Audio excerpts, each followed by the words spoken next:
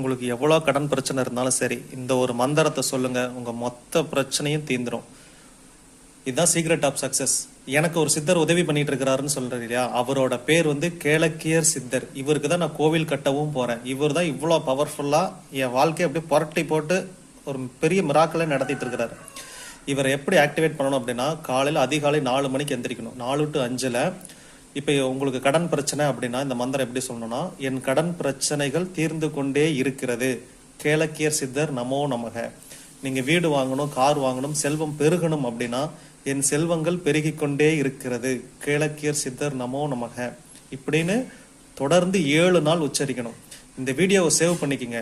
7 நாள் கழிச்சு உங்க பிரச்சனை தீர்ந்தோன்னே இந்த வீடியோவில் நீங்க எனக்கு கமெண்ட்ஸ்ல உங்க ஃபீட்பேக் கொடுங்க. சேலஞ்ச் பண்ணி சொல்றேன், உங்க வாழ்க்கை மாறும்.